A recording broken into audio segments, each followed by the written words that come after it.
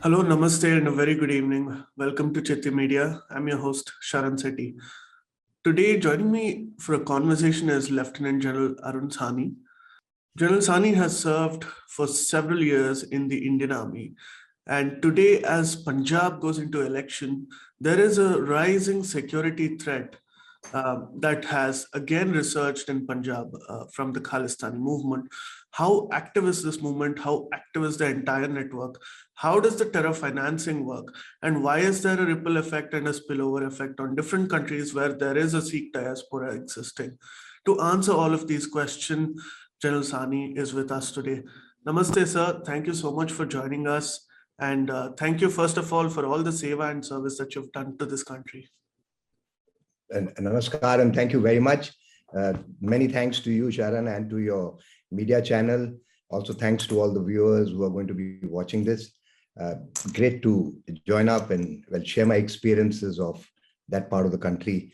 Though I am a Punjabi myself, so there is a lot of heart in this issue that you're going to be talking about. I really look forward to our conversation, sir. What I want to begin by asking is, we've heard about the Khalistani issue maybe from the 70s and the 80s, when this particular, separatist movement rose in Punjab. And right now there is a small resurgence as well that is happening, and the security establishment has been flagging concerns. But was there any traces of this movement before our independence?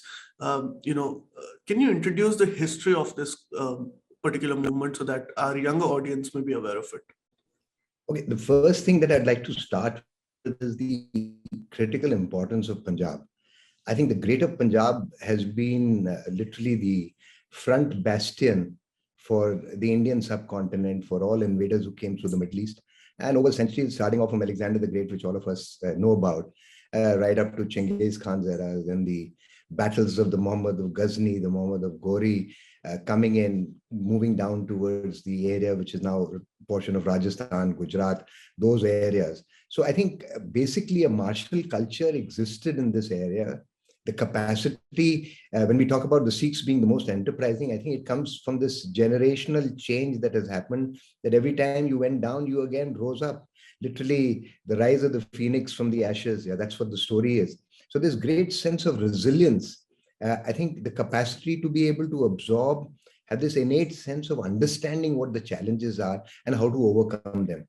And I can say it with great, not because I'm a Punjabi itself, but more importantly, what I saw during the Blue Star and the post-Blue Star era, I operated in Taran and the area of Patti and this real hotbed, Amritsar southwards. And what I found was the resilience of the people, and the movement got stopped. It's one of the greatest in the history where a separatist movement was quelled. And other than Malaya, the only other example really of great significance is that of Punjab. And that was because of the people. Yes, it has had challenges. One about the invaders, subsequently the partition about nearly 8 decades back that happened, where they were again on the forefront of getting the biggest brunt of the change. Subsequently, we found the wars happened, they were again in the forefront.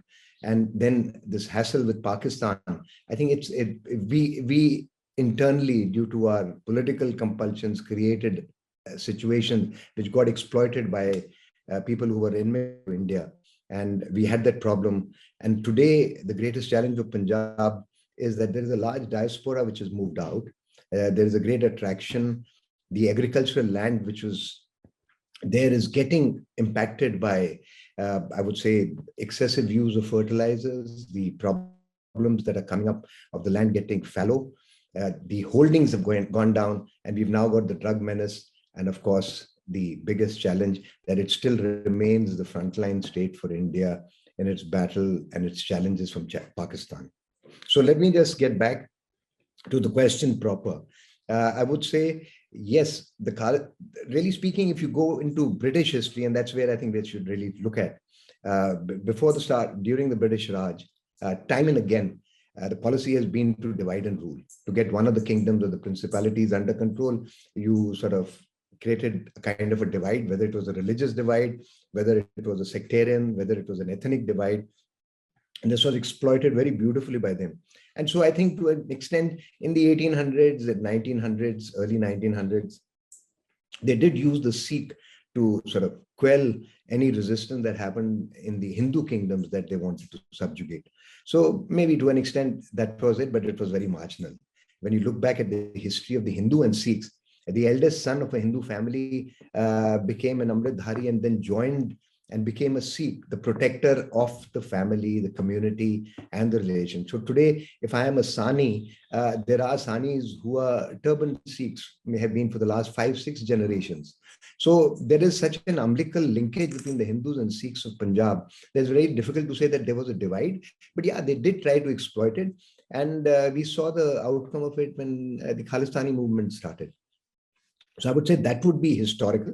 But more importantly, I think we need to come up in the 40s and how it started. There was a feeling of alienation and a feeling of being let down by the state at times in a certain portion of the community. It was not throughout the Sikh community. It was, yeah, certain people felt, and maybe they were politically inclined, so they exploited it. And if you see that, I think the Reorganization Act of 1966, which really led to the carving out of the state of Haryana, Himachal, some portions going into Himachal, and the state of Punjab. As you're aware, this did create a little bit of discontent. After partition, they felt that they needed certain rights, and I would think justice wasn't done to the losses that they suffered during the partition battle. We had people of the ilk of Punjab who went into J&K. So there was certain simmering discontent which could always be exploited. But I think the hands-on problem really came up somewhere in the, I would say, the Nirankari and the Amritdhari Sikhs, the battle that took. I will just quickly look at it. Yeah, this was in the 1970s when the Nirankaris and the Amritdharis had a feud which led to tremendous violence in the 1978. And as you're aware, at that stage, the head of the Damdami Taksal was Jarnail Singh Bhindrawala. And from the Akhand Kirtani Jatha was led by Fauja Singh. And these were mobilized against the Nirankaris in Amritsar. So I would say a certain battle line got drawn in the society, which got exploited by the political parties.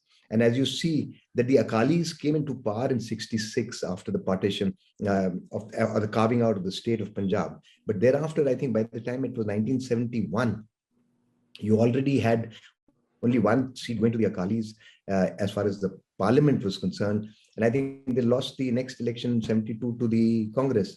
And you had a Congress government that came in, and that's where Zail Singh came into the limelight as well as the chief minister of Punjab. Initially, of course, our late president, then subsequently. So I would say that was the rift.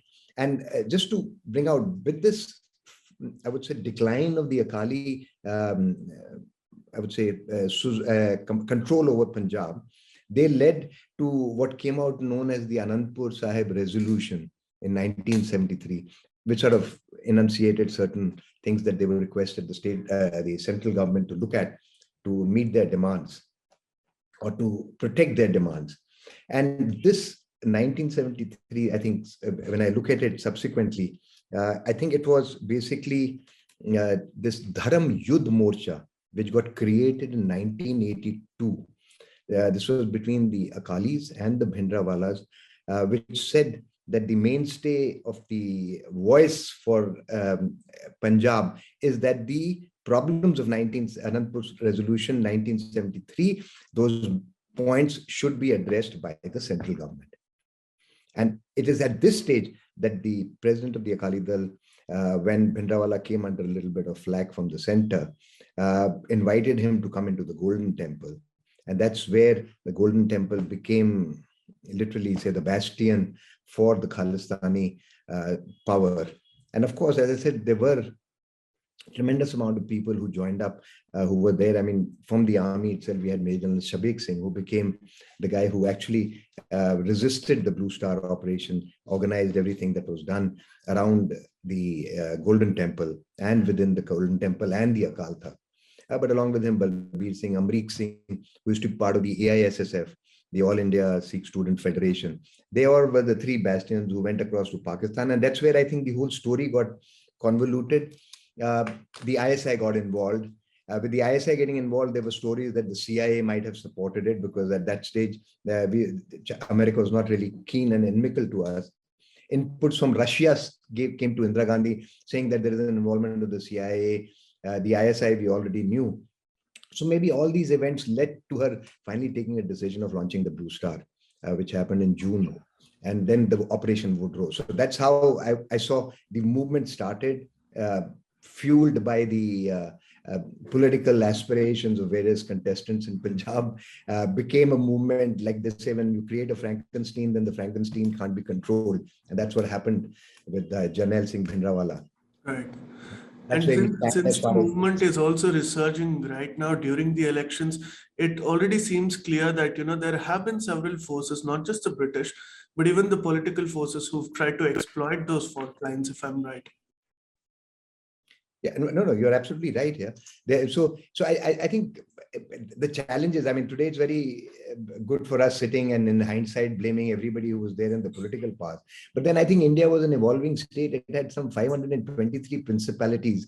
To get all of them homogenized to become a nationalist Indian is still a process. And today, I think finally, after 75 years with this Amrit Mahotsav that you're seeing, you're finally seeing signs of Indian nationalism. I mean, today now I'm more proud to be an Indian than to say that as a Fauji, anyway, never had this fact that I'm Punjab se hu or I am from somewhere else. I'm an Indian. I served everywhere and I've got friends across the landscape here. And maybe that's the reason why I'm talking to you from Delhi in the southern part of India. Yeah. As of today, how much support do you think, at least in terms of public opinion, the Khalistani movement enjoys? Or is this just another tool for the foreign forces to stoke unrest in our country? Because even that pattern has become clear these days, sir. Yeah, I think I would say that there isn't. If there are, it's a simmering minority of people and individuals. And if you see the political party that got created, we had Simranjit Singh Man's party, that is the Shrimoni Akali Dal SAD Man, SAD Man. You find that even in the last elections, there have hardly been of any major consequence. So I don't think in India there is such a feeling. I think the people are back in. There is, as I said, this great sense of the Punjabi culture of being able to research and go ahead. That's history. And if I had to just add a very interesting incident that I must tell you, when I was a major deployed at Taran with our brigade, and we were looking after Patti.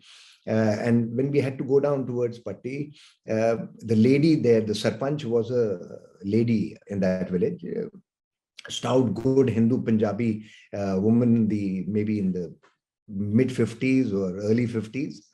And she said, Nini Fauj no should put a place here and put a post within this thing town. And that was one of the hotbeds from where we had a lot of people getting sort of joining the movement.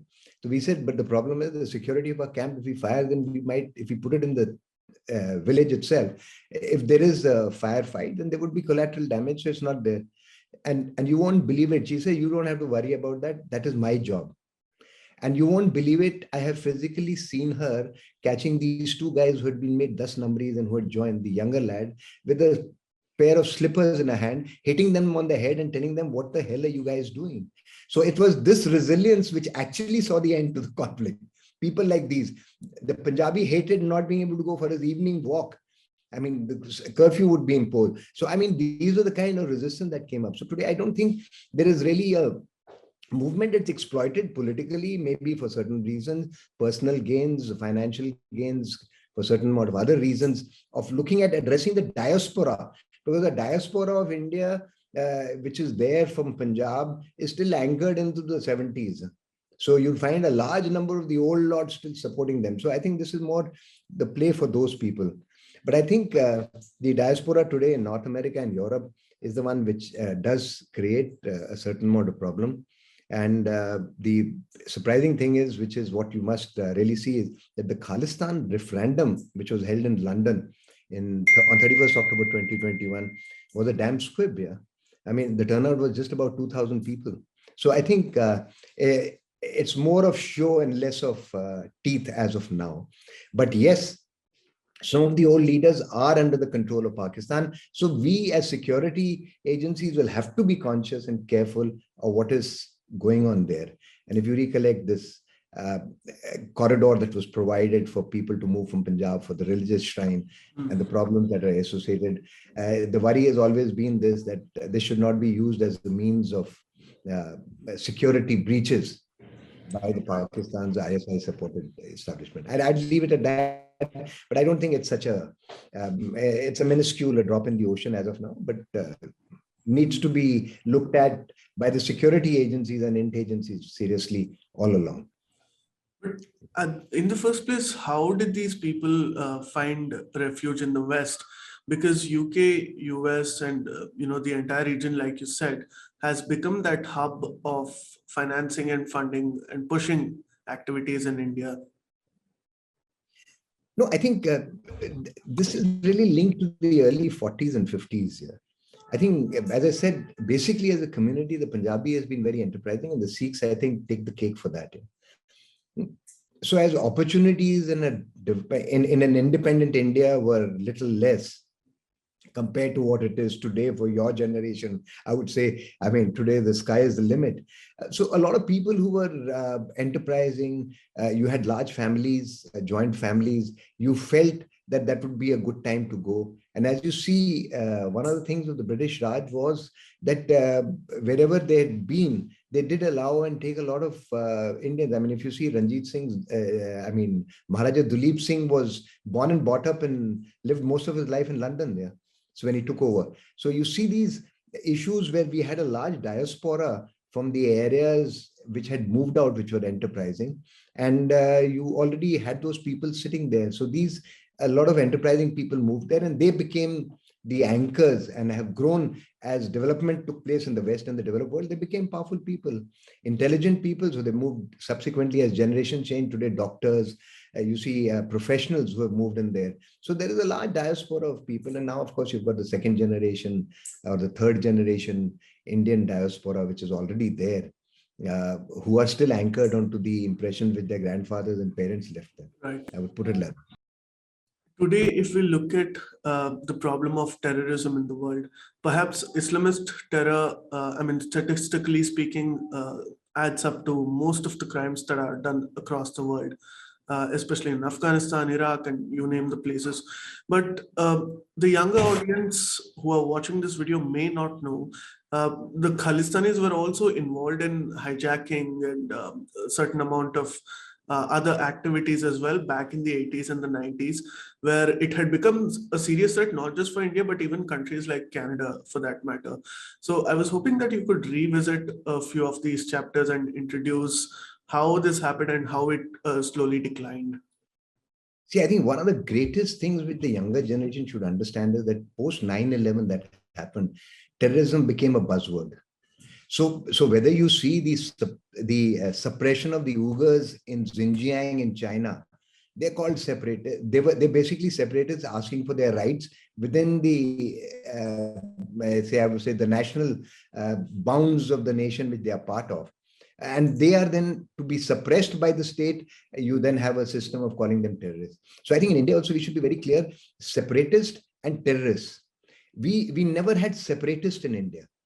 In Punjab, especially in Punjab. They always wanted to remain, even the Anandpur resolution looked at wanting to be part of the within the sovereignty of the Indian state. They didn't want to break away. That exploitation was done by Pakistan and the ISI. That's a different story. But as I said, the terrorists, there was no separatist movement really in Punjab. It was an assertion of right which got exploited by initially our own people, which was advantage taken across. And then this whole story of Khalistan movement started off. And it became an issue because funding came in, people were looking for importance, and they suddenly found that power came to them. Like we used to say earlier on, say before the Modi era, if I can say so. I mean, if you moved around in certain parts of India, if it was an India-Pakistan match, India hi-hi was a common thing. Thank God that stopped now in most of these places there. What I'm saying is, so today, you had these people, rabble rousers, who got more attention from the center in the state than the guys who said pro nationalist slogans. So that's how I think a lot of them got a fillip as far as they are concerned. So we have to be understood that what are the separatists and what are the terrorists. So majority of the activities that were done by Punjab were terrorism acts and not acts of separatism, which they wanted to assert in a right. So that's why we say it was terrorism that really took roots, because got exploited from overt and covert sources from outside. As you said, yes, you're absolutely right. And they've done some heinous set of activities. I think the most important, which most of them might still know about, is the 23rd June 1985 Air India's, I would say, Kanishk hijacking, which was by a Babbar Khalsa International. It finally blew up in the air. We lost 329 lives. And I remember I was at that stage doing a course in England when this happened. And it was a tremendous blow internationally and nationally. But that was not the only one, but that was the main, I think, which I would say a very high profile activity that happened. We've had umpteen cases of hijacking. If you see 24th August 1984, 7 students of the AISSF with 74 people took over a domestic flight, which was traveling to within India to Lahore and Karachi and finally to Dubai. The later on, the hijackers were Dubai intervened, and there's a movie also on that kind of a thing which came out in I think it was the anti-hijacking. I think Akshay Kumar's movie which came out, which talked about it. I mean, though they had dramatized the whole thing, but intervention happened. The hijackers were whisked away, and the plane and the people were returned back to India. But the point is, those guys who hijacked got unpunished. So it actually, and before that, we had in 20th of August 82, we had 69 passengers. They hijacked again an Indian airline plane which landed in Amritsar because they were denied permission. This was finally, the hijacker was killed and the people were released. We had one on 4th of August in 1982, where Gurbakh Singh, a Sikh, hijacked the Delhi-Srinagar flight. The plane landed. He wanted to land the plane in Lahore, which was denied. And that's where I think we had some good relations between India and Pakistan, at least at the state level, at the central level, that they denied them landing right. So it landed up back again in Amritsar, and finally the hijackers surrendered. And then we had one in 1981, which is the first one where the 5, I would say, Dal Khalsa militants hijacked Indian Airlines Flight 423, which was between Delhi Palam Airport from Amritsar. It was coming in. Taken to Lahore. The plane had a total of 717 people. However, the guys went unpunished. There were no injuries, and people came back, and the plane came back subsequently. So there have been a number of instances where, to gain international recognition and to create pressure on this central government in India, these hijacking events were done. So these were all terrorist acts. There were no way acts which a separatist group would have asked for.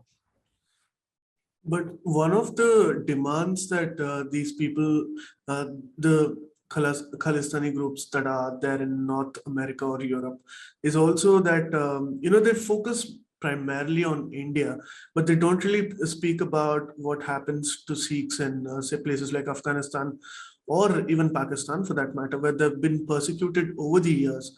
Now, if they talk about a separate state for the Sikhs, there is never a conversation about the part in Pakistan, right? It's mostly India focused. Is this also because this essentially may be a pointer from the Pakistani playbook?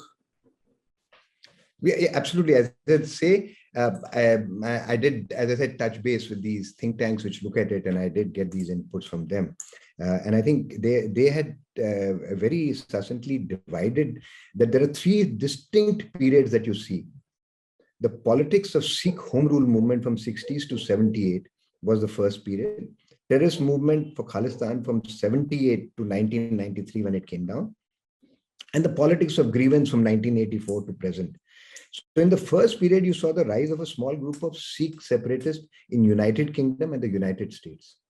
There were minor pawns in the terrorist network of Sikh militants, but to a certain extent were financed by Pakistan and the ISI. And between them and the superpowers and the games that were being played in the Indian subcontinent, these people were propped up, and they actually became the anchors for supporting the initial stages of the movement in India. And as I said, that was the period when you had the Reorganization Act, then you had the chaos that happened between the Damdami Takht and the people, the Nirankaris and the Amritdharis. So that was the period where this whole movement, it sort of got over when the clash finally happened in 78. So it was a simmering movement which continued, looked at developing underground workers, created a psychological mindset. And it was subsequently, I would say, the second period where you saw active involvement of some of these superpowers and intelligences. Primarily, I don't say superpowers, but I would say people with inimical interest and who had always been in India. It was basically the UK and the US diaspora which sort of looked at it. And these were supported. And the third period has actually seen a decline, which is the current period that we are saying, starting off post the 93s, where I think a new strategy has been evolved by most of them. And this is why you find this justice and human rights is an issue which they keep talking about. And as you correctly stated, this is the place where they only talk of selectively. They talk about the chaos which doesn't exist, but amplify 2-3 incidents, whether it was in J&K or it's in Punjab, to show that minorities, or say the CAA card being played. Whereas the subjugation of that many millions of Muslims in another country is not being talked about in China. The kind of disparity that exists in the USA between the blacks and the whites. And today, I think when you see the Russian-Ukraine war, this has come out primarily where white supremacy, racist statements have been made. So, I mean, it's quite crazy. This whole story of justice and human rights is linked to as a beating stick to try and get, I would presume, a part of the greater geopolitical picture that is emerging of how to put pressure on governments. So I would say that is one of the reasons that you find that this whole movement has gone through these various phases. And do you think, if the chronology serves us right, do you think this all started after Pakistan lost East Pakistan, which is when I also think Bhutto made a statement that, will make India pay a price for it. And perhaps this particular movement was financed and funded. No, I think if you see, there was, you're 100% right. I think Musharraf carried it. The present old leadership, which is of that era, has this tremendous bane that they were sort of sliced off by some uncanny, and I keep saying some phenomenal strategic vision of Indira Gandhi, really, right, that took that opportunity to once and for all stop this pain. And being an army man, I can understand. Today we're talking about fighting Pakistan and China on a 2-front war. Imagine if you had East Pakistan with you, you had maybe a 3-front war. And if you had problem, you're looking at 3.5 front. And after the Russian-Ukraine battle lines that have been drawn and the fight that is ensuing, 10th, 11th day today, you find that nobody in the West is coming. So India would have been all alone. So I think that was a great thing. And you correctly said, Bhutto's path of making of the nuclearization in Pakistan, the use of the ISI to be very, very focused in penetrating India, at some stage using the DGFI in Bangladesh, story of the past, being exploited to come into an firmer discontent within the boundaries of India is absolutely right. So I think Bhutto's post 71 really was the turning point. And if you see, it was 78 that we really saw that the transition happened. 71 war, the Akalis went down. 72 elections, the Congress came to power in Punjab. The final, as I say, the axe fell on the story which some interested elements in Punjab said that we are being subjugated and not being given our due. And this was post this. And then this whole story of this K2, where you talk about Kashmir and Khalistan, became the 2 prime focus areas. And we also saw this happening. This happened here in the 70s, 80s, and you saw Kashmir also really happening in the 80s here. So this whole problem is absolutely right. Post-Bhutto, focused effort, that stage, they were getting money in to sort of disrupt the capacities of Russia being the frontline state for the Western world. So USA was pumping in money without any record, anything, and that money was being utilized here. And when those Taliban mercenaries were changed over, finished fighting in Afghanistan, they got redirected into this part of the country. So as I said, this was a challenge. that happened. You very rightly said it has happened. It continues, and this remains our biggest sense of concern for the security and for the national apex leadership. So what has the Indian government, obviously there are several limitations because within the country you may address the security threats in a certain manner, but when it comes to these groups operating from Canada, UK and US, there is very little apart from the covert operations. There's very little that the Indian government can actually do.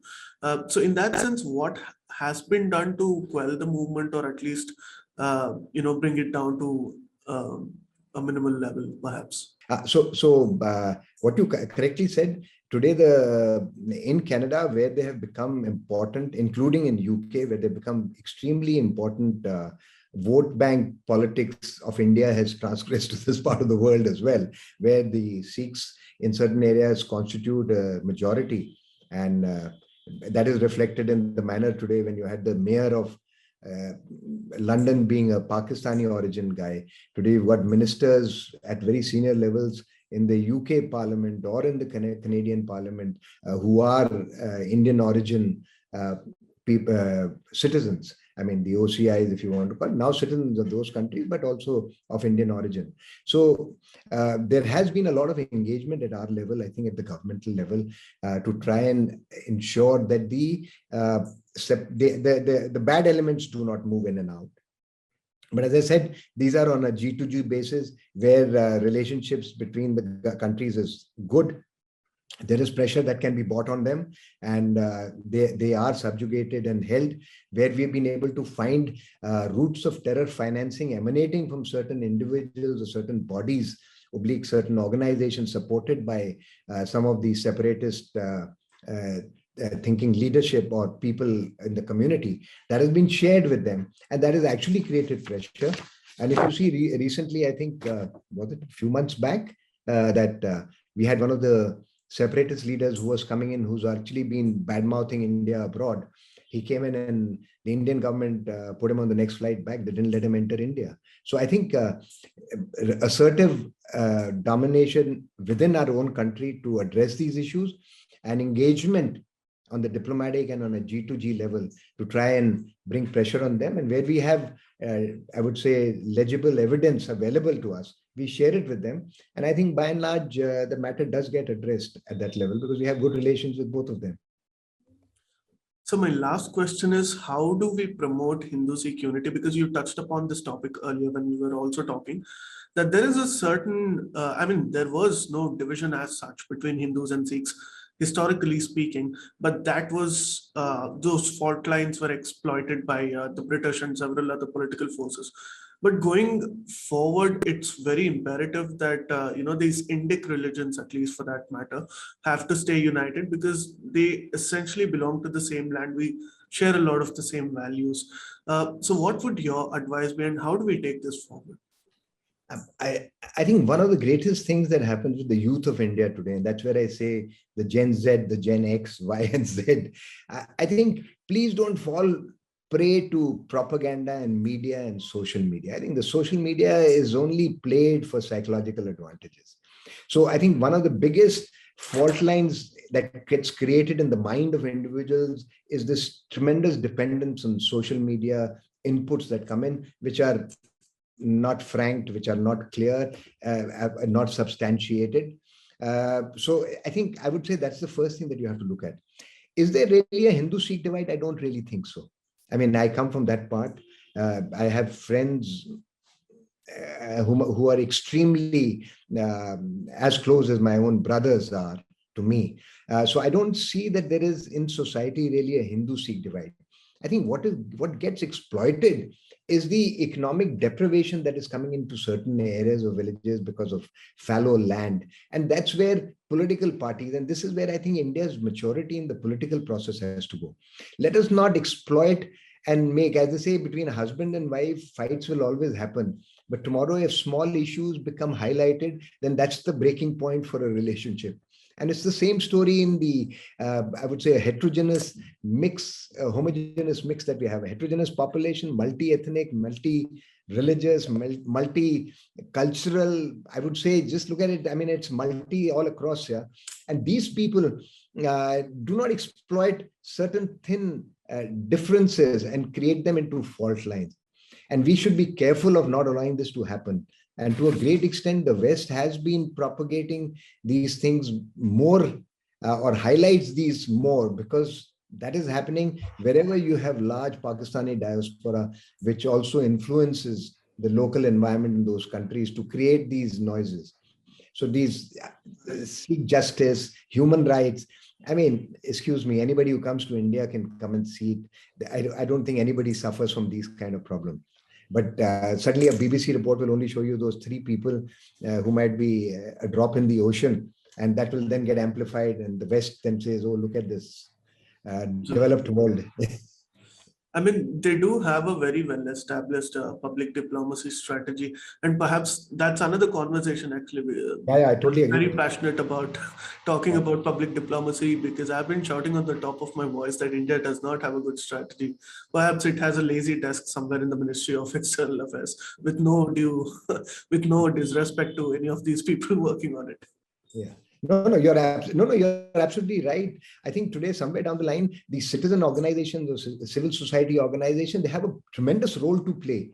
So this engagement that happens across the board, country to country, community to community from different, play a great role in fundamentally ensuring that the mind space is not corrupted by the wrong things. Yeah. Yes. And I think what you said, public diplomacy is a thing which we have to learn. Yeah. I think we need to give it greater importance in our functioning. The greatest example is the ongoing crisis in Ukraine and Russia, right? Because I remember one of our guests from a senior veteran from the Indian Army telling me that, Sharan, Ukraine is winning the war, but the war is on Instagram, where millennials are learning about the entire thing from a very unorganized perspective.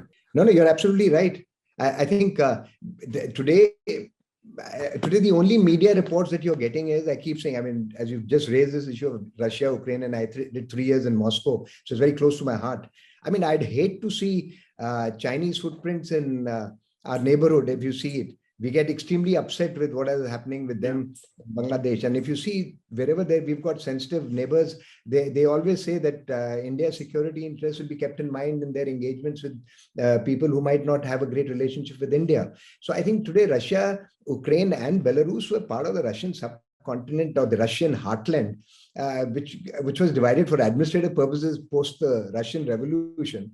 I'm a Russian fan. And I don't think that there is so much of discontent in Ukraine. The younger generation, as you correctly said, these divide got sort of exemplified. Zelensky was a comedian from America, studied there, came with this mindset of an anti-Putin thing.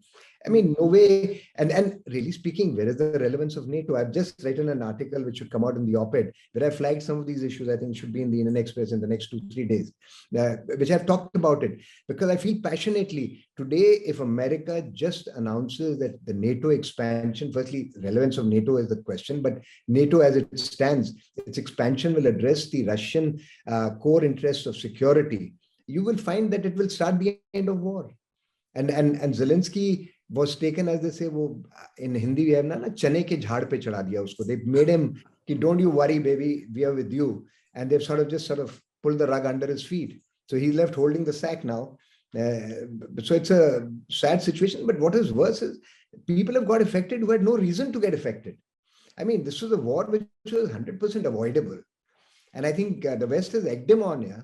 And today when I look at I was reading the Economic Times. I mean, the share prices of the war-mongering big tech giants and military-industrial complexes gone up by 30-40%. Yeah, Germany is militarizing. Japan is militarizing. New markets, baby. There's more money.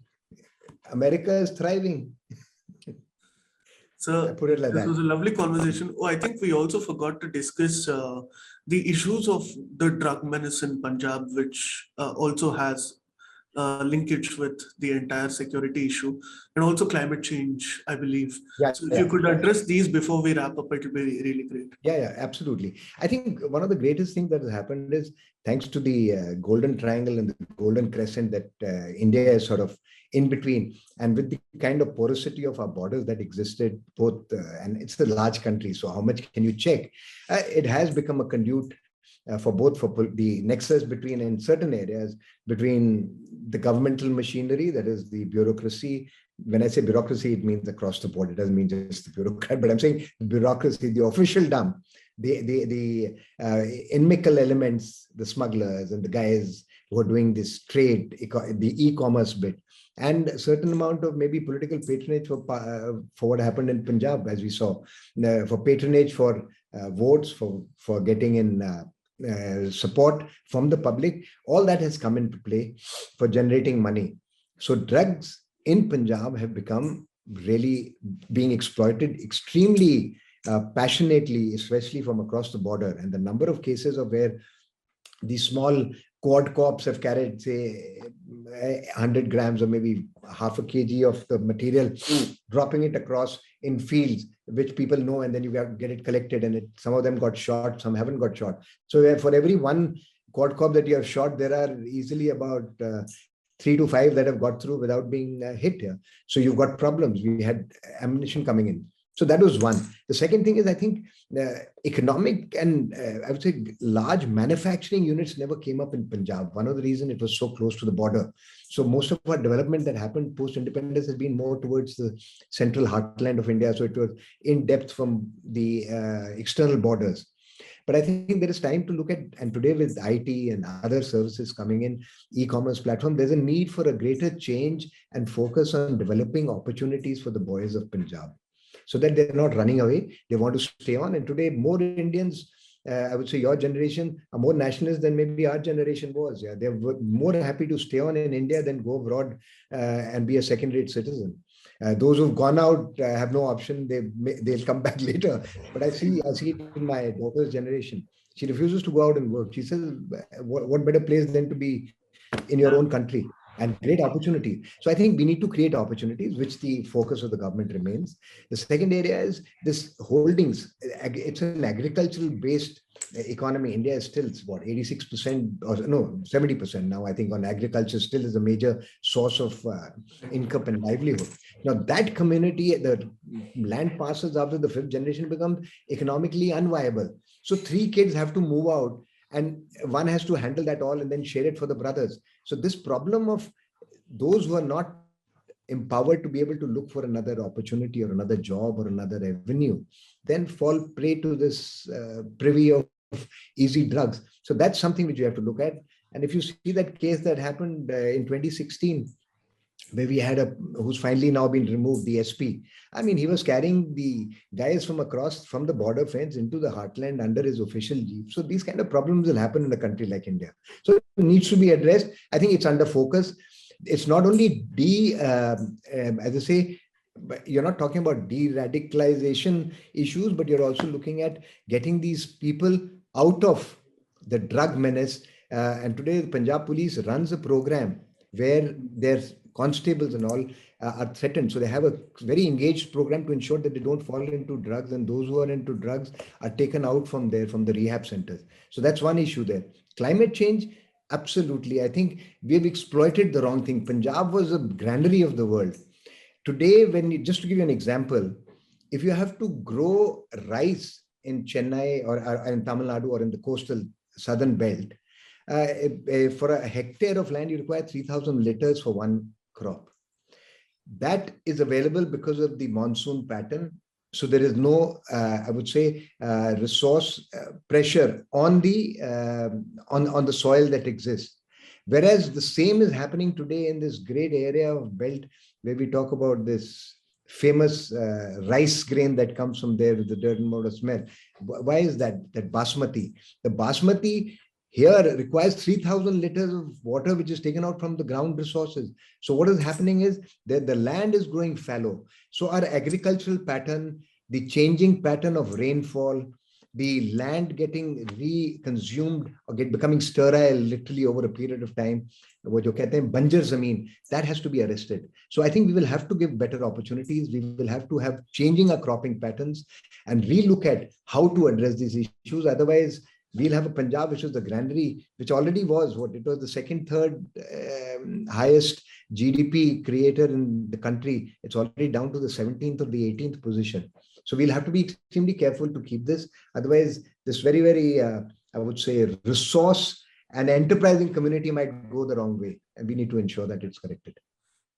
Thank you so much for joining us today. It's been an absolute pleasure talking to you. You've been very gracious in accepting our invitation, and you've taken on a lot of issues head on. And finally, my pranams to you again for all the seva that you've done. Namaste, sir, and thank you so much for joining us. Thank you. Thank you, and thank you all. Yeah. Continue doing a good work. We need to have a more empowered generation. You're the guys who have to take this country. India is already at that threshold of a different world. And we are at the threshold of a different India. So by the time I'm in my grave, I'll see it changing for the good. God bless you guys. Thank you very much. And Jai Hind to all the listeners. Thank you.